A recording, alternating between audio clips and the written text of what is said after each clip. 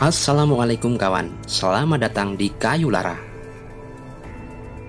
Dalam pembahasan kali ini, kita akan menelusuri ibadah haji yang dilakukan oleh Ibrahim dan keturunannya dalam kitab suci Yahudi dan Nasrani, bahwa ibadah haji merupakan syariat yang dibawa oleh Nabi Ibrahim dan dilanjutkan oleh anak cucunya, yaitu Nabi Muhammad SAW. Haji adalah rukun Islam yang kelima. Setiap muslim wajib melaksanakannya setidaknya sekali seumur hidup bagi mereka yang mampu secara fisik dan finansial, serta dapat mendukung keluarga selama ketidakhadiran ketika melaksanakan ibadah haji.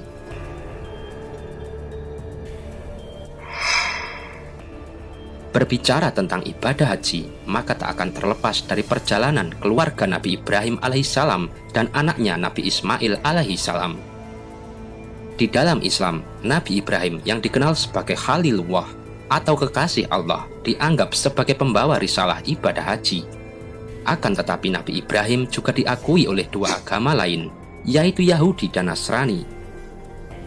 Orang Yahudi dan Nasrani menyebutnya dengan Abraham sebagai bapak orang yang beriman. Sedangkan dalam Islam, Ibrahim alaihissalam disebut bapak para nabi atau bapak tauhid. Satu di antara 5 rukun haji adalah sa'i. Sa'i merupakan ibadah yang berasal dari pengalaman Siti Hajar yang berusaha mencari air untuk Ismail alaihissalam yang tengah kehausan ketika Nabi Ibrahim diperintahkan Allah untuk meninggalkan istrinya Siti Hajar dan Ismail yang saat itu masih bayi di sebuah gurun yang tandus. Di dalam Al-Quran, perintah melakukan sa'i terdapat dalam surah Al-Baqarah ayat 158. Sesungguhnya Safa dan Marwah adalah sebagian dari syiar Allah. Maka barang siapa yang beribadah haji ke Baitullah atau umroh, maka tidak ada dosa baginya mengerjakan sa'i antara keduanya. Dan barang siapa yang mengerjakan suatu kebajikan dengan kerelaan hati, maka sesungguhnya Allah maha mensyukuri kebaikan, lagi maha mengetahui. Namun, kisah sa'i yang berasal dari pengalaman Siti Hajar juga terdapat dalam Bible. Lalu Allah membuka mata Hajar sehingga ia melihat sebuah sumur. Ia pergi mengisi kirbatnya dengan air, kemudian diberinya anak Ismail itu minum, sehingga ia bertambah besar. Ia menetap di padang gurun dan menjadi seorang pemanah. Maka tinggallah ia di padang gurun Paran, dan ibunya mengambil seorang istri baginya dari tanah Mesir. Kejadian pasal 21 ayat 19 hingga 21. Lalu malaikat Tuhan menjumpainya dekat suatu mata air di padang gurun, yakni dekat mata air di jalan Sur. Kejadian pasal 16 ayat 7. Sebab itu sumur tadi disebutkan orang sumur Lagai Roy, letaknya antara Kades dan Beret.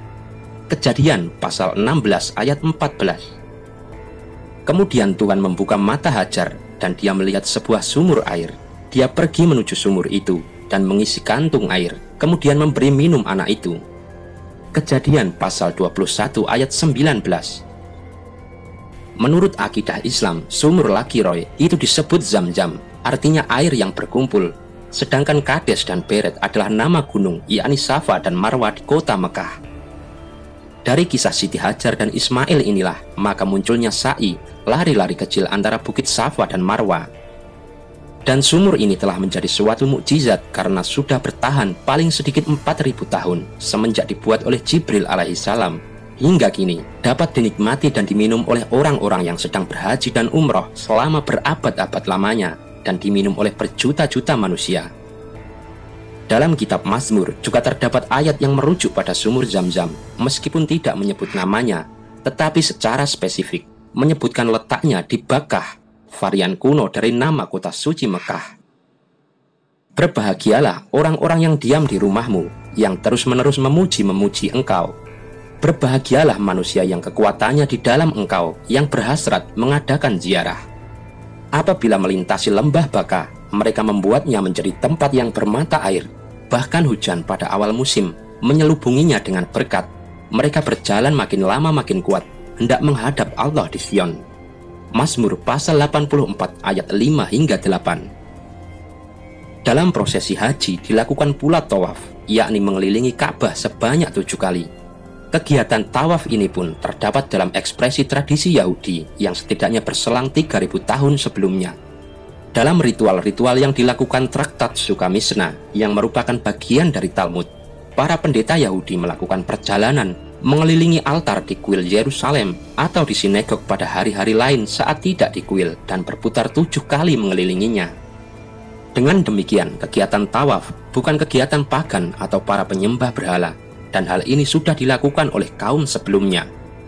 Ritual ini juga dilakukan oleh Islam, sebab pada dasarnya Islam meneruskan ajaran nabi-nabi terdahulu, baik Ibrahim alaihissalam, Yakub alaihissalam maupun Musa alaihissalam. Allahu a'lam bishawab.